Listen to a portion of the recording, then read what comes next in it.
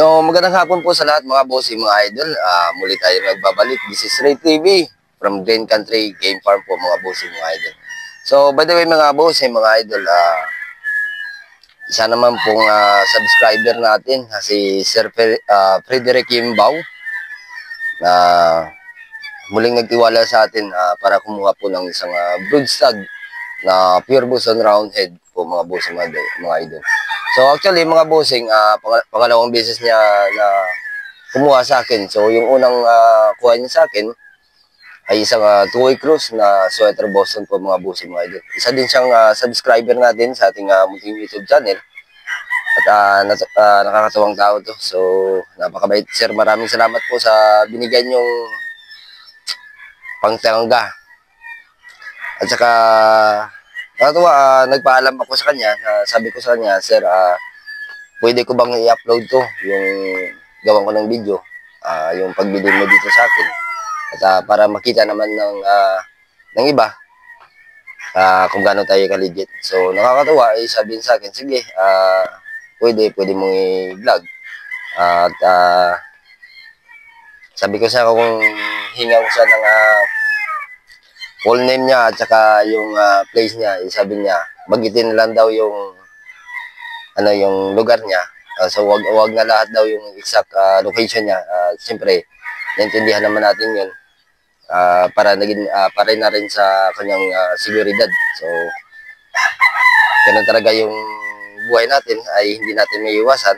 Kasama na po 'yun yung sa mga midnight buyer natin. Kasama na po yun sa hanap buhay natin bilang isang magmamanok mga boss.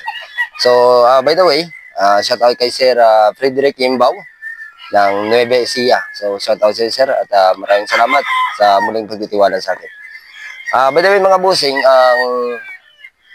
ano namin to, naging transaction through online. So, kung maalala nyo, may napost ako dun sa aking Facebook account na isang broodstag na Boston po mga bossing. So nakita niya at ni-message niya ako. So yun talaga yung natipuhan niya at that time. So kaso nga lang, after ko ma-post doon sa aking Facebook account, siguro wala pang 2 minutes, ay maraming nag-message. So naibenta na po natin yun mga bossing, mga idol. So sabi ko sa niya, sir, meron pa ako dito, kapatid nun. If ever magustuhan mo, isi-send ko po sa inyo yung video. So, ganun po yung ginawa ko sa kanya mga boss, mga idol. At nag-send ako sa kanya ng dalawang heads ng pure broodstag Boston Roundhead.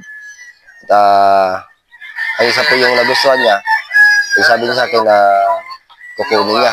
So, yun, natuloy yung aming transaction. Now, napakita ko po sa inyo yung kanyang napiling broodstag na pure Boston Roundhead po mga bossing. So, by the way mga bossing, kape tayo mga bossing, mga idol. So, ang ganda ng aking mug na nilalagyan ng kape. So, magsa-shoutout muna tayo mga bossing, mga idol, dun sa mga subscribers natin. Palaging sumasabaybay sa ating mga vlogs. So, at sasagutin din natin pala mga bossing, mga idol, yung kanilang katanungan. At saka gumamit ako ng microphone dahil gawa ng maraming nagtatanong, sir, dito isang subscriber natin, kakapanood niya lang, nag-message sa akin, nag-komento siya dun sa ating vlog. So ito po mga bossing yung kanyang sinabi dun sa atin. Komento niya si Dennis Cruz. So shout out sa sir at maraming salamat po sa pagkumpirma. At actually, hindi ko na po tinitingnan yung aking video dahil po wala na po tayong oras. So, kung makikita nyo, undak po yung ating pagsasabi dito. Hindi ko maisip, maalala kung nakapagsabi ba ako ng 7.5 na presyo about dun sa ating pulit. So, mga bossing, yung ating pulit po mga bossing. Kasi sabi niya dito, sir, ba't po iba-iba ang price ng crosses na pulit nyo? Na minsan sinasabi nyo po 7,500, tapos sasabihin mo 8,500. Magkano po ba talaga? So, yun po yung kanyang komento. So, mga bossing, Hindi ko maalala kung nagsabi ako 7,500 nun. Kung maalala ko, 8,500, yung nasabi ko. Siguro mga bossing, narinig mo po, 8,500 po yung battle stag po namin yung mga boss idol. Yung 2-way cross na sinasabi ko sa iyo. Kung yun po yung pagkakaintindi mo. So yung 2-way cross namin po mga bossing, mga idol, battle stag po yun, 8,500. Nagkakalaga ng 8,500 at minimum po 10 heads. So pagdating man po sa pulit na 2-way cross, ito po mga bossing, mga idol, 2-way cross na pulit, 8K po mga bossing ang presyo nun. So sa mga subscribers natin dyan, at nakapunta na dito at sa mga kilala natin dyan, alam na po nila ang presyo dito sa loob ng Green Country Game Farm po mga bossing, mga idol.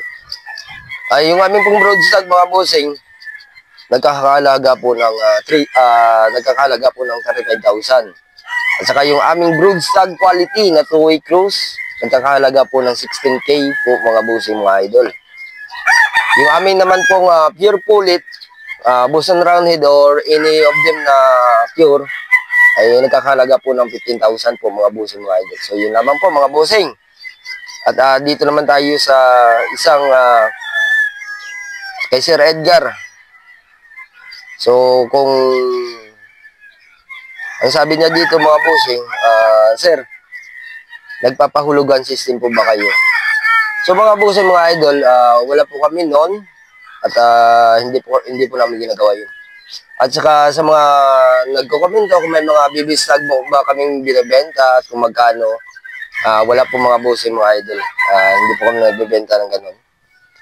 So ng ating mga broadstag na ganun po, pulit po, bibistag, sorry na ano tayo, may tumatawag. So sagutin muna natin ito mga bossing. Hello sir, magkakat na po namin mga bossing. So yun, balik tayo dun sa ating topic po mga bossing, mga idol. So sa mga pahulugan system po niyan mga bossing, mga idol, wala po kami yan, hindi po namin ginagawa yan. At saka doon sa mga bibistag na sinasabi nila mga bossing, mga idol, ay hindi po kami nagbebenta kahit itlog po mga bossing, mga idol. So yun naman po mga bossing, at shoutout nga pala kay Sir Jerry Service na lagi po siya nanonood sa atin at nag-aabang sa ating mga video. Watching from Jeddah, Saudi Arabia po mga bossing, mga idol. So thank you so much sir sa inyong pagsuporta sa aking munting YouTube channel. So mga bossing, mga idol, doon na tayo sa ating broadstag. So ipapakita ko po sa inyo mga bossing kung gaano kagwapo po yun yung ating broadstag na napili ni Sir Frederick Yimbaw. So tara po mga bossing, andito po sa aking likuran yung mga broadstag po mga bossing. So dito po mga bossing, meron akong 20 heads dito na mga broadstag na pure Boston Roundhead po mga bossing. So ito po sila mga bossing, mga idol. Kung makikita nyo po dyan ang ating broodstag. So ito mga kakarating na po ito mga bossing, mga idol. So ito po yung isa. 20 heads po sila ito mga bossing, mga idol. So ito po yung isa. Another pure Boston Roundhead po mga bossing, mga idol. Yan po ang ating broodstag na Boston Roundhead. So sa mga pulit po mga bossing, sa ngayon po 3 heads po yung natira dito sa akin. By Monday o Sunday meron na po bagong parating na mga pure na mga pulit po mga bossing. So yun naman po, pag dumating na dito sa akin ay i-update ko po kayo at bibidyohan po natin yan mga bossing, mga idol. Ito po mga bossing, mga idol, isa din na pure Boston Roundhead. Ito naman po mga bossing ay straight comb. So yung mga straight comb na ito mga bossing ay isa sa nagustuhan ko dito ay timing at saka angat sila mga bossing, mga idol. So malalakas po sila ito sa taas at saka meron din follow up sa baba po mga bossing, mga idol. So yun po yung ating straight comb na pure Boston Roundhead. Meron pa tayo ditong mga pure. So ito din po mga bossing, isa din itong pure Boston Roundhead. So pupunta tayo dito sa napili ni Sir Frederick Yimbaw. So ipapakita ko po sa inyo mga bossing kung gaano ka-gwapo po ito. Yung napili niya. So ito po yung napili ni Sir Frederick Yembao, yung kanyang Boston Roundhead. So ito po mga bossing ay fully paid na po ito. So nabayaran niya po through bank account. So direct po siyang nagbayad dun sa kay Kuya Daniel Casanova sa bayaw po ni Boss Martin Esculin. So yan po mga bossing mga idol. Ang ating pure Boston Roundhead na nakuha ni Sir Frederick Yembao. Napakagwapo po niyan mga bossing. So, i-share na lang natin tong video na ito mga bossing. Ay dahil alas 4 na at meron pa tayong gagawin. So, pupunta tayo doon sa Gradas para po palakarin natin doon ayon sa kanyang request. So, ito naman po mga bossing ay isang pure Boston Roundhead din po na straight comb. So, meron ako dito 3 heads na mga pure Boston Roundhead na mga straight comb. So, yun po mga bossing. Ito pa po yung isa. Ito pa po yung isang straight comb po mga bossing. Isa din po yung Boston Roundhead na pure straight comb. So, yun po mga bossing. So, yung sa straight comb po mga bossing na mga Boston Roundhead, 10% po lumalabas po ng sa pag-breed namin, 10% po yung lumalabas na mga pure na mga straight comb. So pupunta tayo ngayon sa Gradas para dun palakarin natin ayon sa request ni Sir Frederick Yembao. So yun, pupunta tayo dun mga bossing mga idol. Sige ba yan saan? Diyan sa daprang.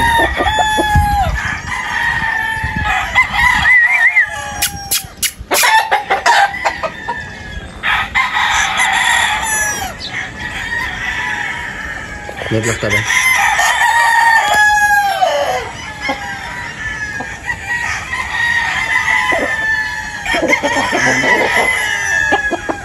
Medyo pa. Sige. Sige. Dire buwan sa dire. Hindi pa. Lapit tayo sa prang.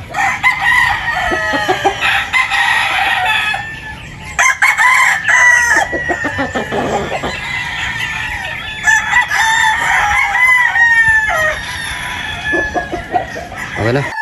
To Sir Frederick Yembao of Nueva Ecija, thank you so much for acquiring pure Boston Roundhead of JCJF Game Farm owner by Sir Martin Esculin, guwapo at magaling. Wingban number 00128 with a legban number 10287. Okay. So yun po mga bossing mga idol, tapos po natin palakarin yung kanyang manok at na-send na po natin sa kanya yung video na ng paglalakad ng kanyang manok doon sa rueda mismo. At lalagyan na lang po natin din ng leg band at saka re-resibuhan natin. Ibigay natin sa kanya yung wing band number, leg band number ng kanyang manok po mga bossing mga idol. So hanggang dito na lang po yung ating video mga bossing mga idol.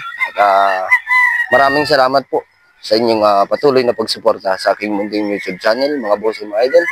At God bless po sa lahat mga bossing.